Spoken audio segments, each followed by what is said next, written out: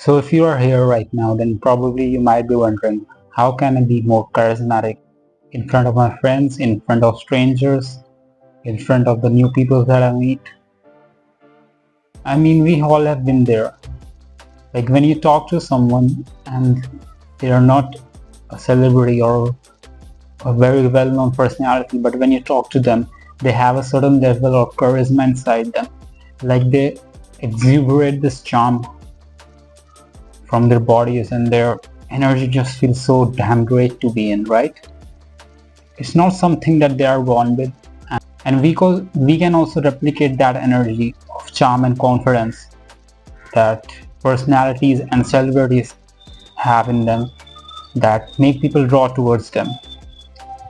So in this video, I'm going to talk to you about. So if you're someone who struggles to find the right words to say to someone new you meet, or in general you struggle with having small conversations with your friends, then this video is for you. And without any further delay, let's begin. Tip number 1 is have a smile. I want you to imagine yourself in this situation. You have two persons coming in front of you. One is having a big smile on his or her face, and one is coming towards you with a grin and no reaction face, just a plain face.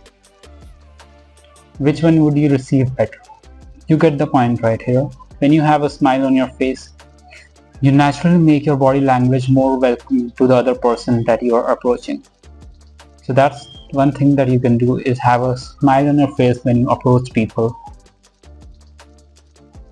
So now that you have approached the people and you are thinking what to ask them, here's a quick thing that you can do. Ask open-ended question instead of general yes or no questions.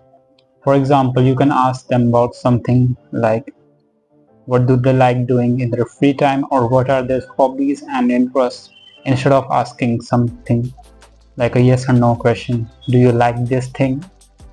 And they probably might say yes or no. Instead of saying, do you like this thing, you can say something like, do you like this thing? And then they will answer yes or no. And then you can continue with something like, oh, is that so? Why do you like this thing? Or why you don't like this thing? You see what I did there? I changed the question from a normal yes or no question to an open-ended question.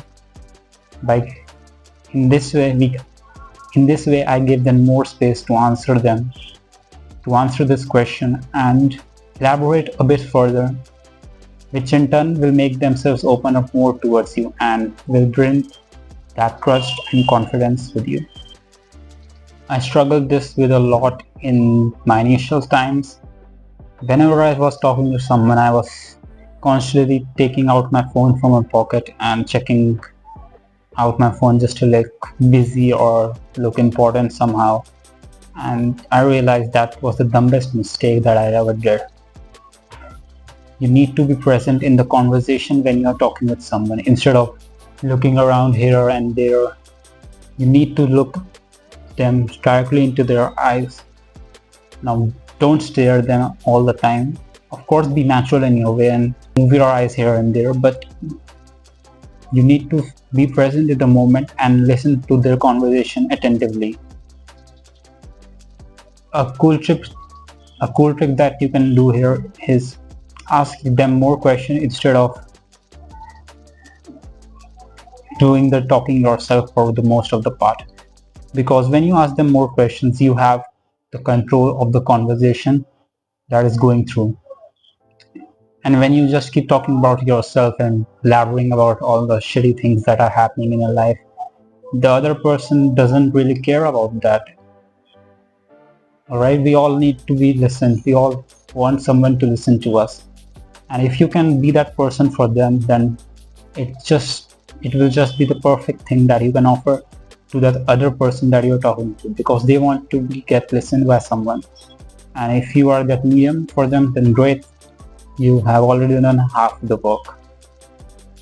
Positive body language. What do I mean by that? Positive body language means to have an open body language. Instead of sitting like this with your arm crossed, which signifies that you are closed off, be more relaxed, be more open to the conversation.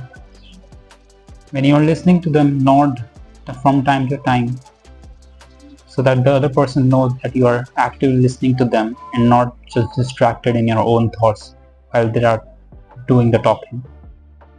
This is a very sneaky trick that you can use that will directly impact the subconscious mind of the other person, and it is to say the person name at least 3 times in the first 5 minutes of the conversation. You go up to them, you ask their name. Hey John. Hey, it's nice to meet you. What's your name? And let's suppose they say, my name is John Doe. Then what you need to do is repeat their name 3 times in the next 5 minutes of the conversation.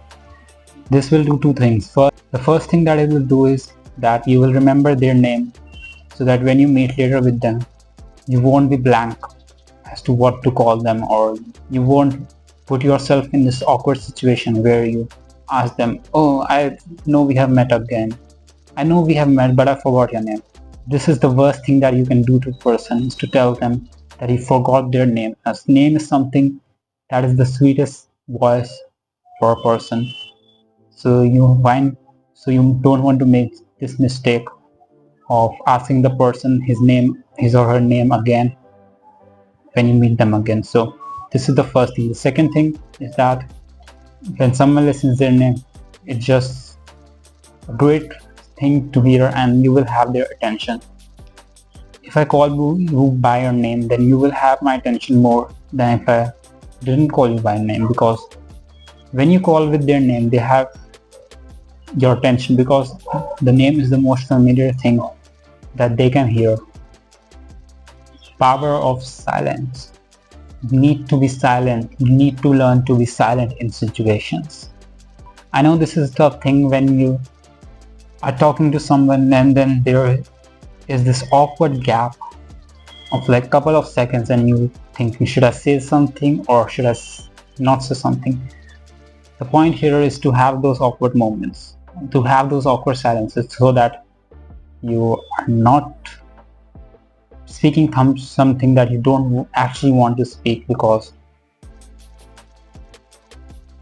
a lot of times when we don't allow those silences in our conversation, we actually end up saying things that we really don't want to say or that don't make any sense at all, and we just end up spitting them out. So the point here is to know that it's totally normal and fine to have those pauses in between the conversation, instead of thinking like if you are doing a conversation with someone, then you have to keep the rhythm going up and you have to keep talking. If you are not talking, then they have to talk, and if they are not talking, then you have to talk. No, it doesn't work like that. You need to have those pauses in between. Last and the final step is to practice. Whenever you go out next time out of the home, ask a stranger for direction. Even if you know the direction, just go ahead, say them hello, maybe introduce yourself and ask for them direction and start a new talk. Or when you commute from your home to your work and you meet many people daily, right? Start building those connections, start asking people questions, be interested in people if you want people to be interested in you. And that's how you can build more connection, more real life bonds that are most important in today's world, instead of those fake digital connections that don't even give a shit about your life. It's much better to have those real life connections and be in the habit of talking to strangers and making new friends and connections and putting yourself out there, as it will highly improve your confidence and your skills will go from here to here. So yeah, with that being said, those were the 10 ways to master the art of small talk. If you like this video, give it a like and subscribe to my channel. And if you are someone who is currently right now feeling lost in their purpose and doesn't know what they're really doing with their life, then I will highly recommend you to click the first link in the description. It is a 7-day guide to self-discovery, and I'm pretty sure that it will help you a lot